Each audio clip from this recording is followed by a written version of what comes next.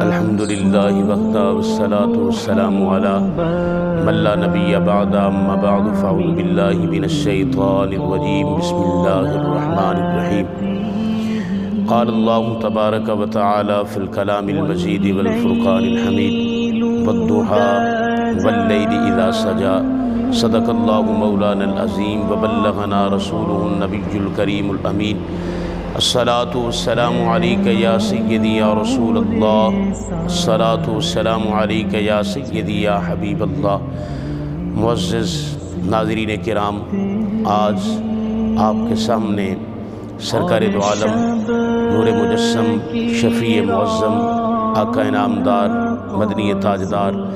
محبوب کائنات جناب سیدنا حضرت محمد مصطفیٰ صلی اللہ علیہ وسلم کے حسن کریمانہ پر چند ایک گزارشات آپ کے سامنے پیش کر رہا ہوں۔ آغاز کرتے ہیں صحابی رسول جناب سیدنا حضرت حسان بن ثابت رضی اللہ تعالی عنہ کے ان اشعار سے جو انہوں نے بارگاہ مصطفیٰ صلی اللہ علیہ وسلم میں پڑھے تھے اور نبی علیہ السلام کا حسن حضور کی بارگاہ میں ان اشعار سے بیان کیا تھا۔ کہا تھا وَأَحْسَنُ مِنْكَ لَمْ تَرَكَتْ عَيْنِي وَأَجْمَلُ مِنْكَ لَمْ تَلِدِ النِّسَاء، کہ حضور آج تک میری نگاہ نے آپ جیسا حسین نہیں دیکھا۔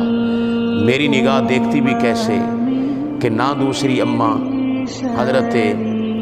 آمنہ سلام اللہ علیہ رضی اللہ تعالیٰ عنہ آئے اور نہ کوئی دوسرا محمد صلی اللہ علیہ وسلم دنیا میں ہو اور نہ میری آنکھ دیکھے۔ خلقت مبرأ من کل عیب، اللہ تعالیٰ نے آپ کو ہر عیب سے پاک پیدا فرمایا ہے۔ کأنک قد خلقت کما تشاء، گویا کہ اللہ رب العزت نے آپ کو اس طرح سجایا، اس طرح بنایا ہے کہ جیسے آپ کی مرضی ہے۔ حضرت جابر بن سمرہ رضی اللہ تعالی عنہ آپ فرماتے ہیں ایک 14ویں کا چاند ایک رات چمک رہا تھا، رات بڑی روشن تھی، فرمایا میرے دل میں خیال آیا مدینے کے چاند کا، تو دل میں یہ تڑپ اٹھی کہ میں سرکار دو عالم صلی اللہ علیہ وسلم کا جلوہ کروں، حضور کا دیدار کروں۔ فرماتے ہیں میں اپنے بستر سے اٹھا اور نبی پاک علیہ السلام کے کاشانہ اقدس کی طرف چل پڑا۔ حضور سید عالم صلی اللہ علیہ وسلم کے گھر کی طرف آیا، میں نے دیکھا کہ نبی پاک صلی اللہ علیہ وسلم لال دھاری دار چادر اوڑھ کر آپ آرام فرما رہے تھے۔ آپ کا پورا جسد اقدس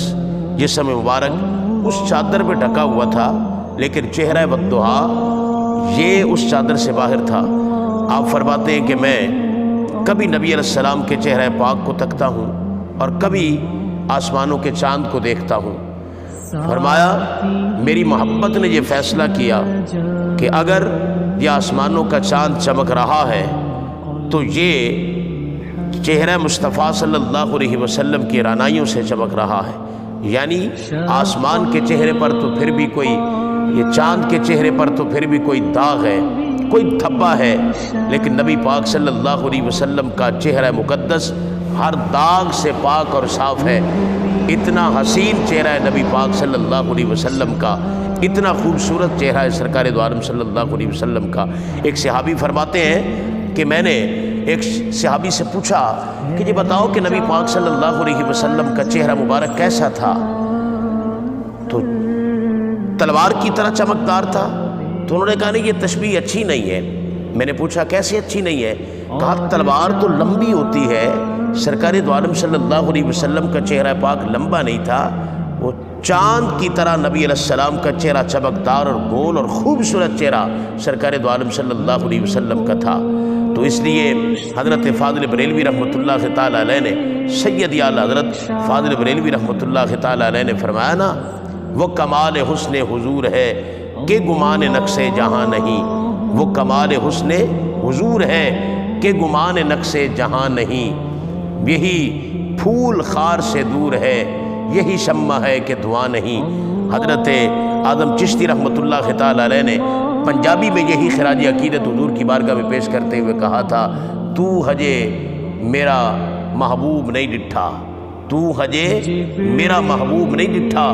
جنوں ویکھ کے چند شرماوے،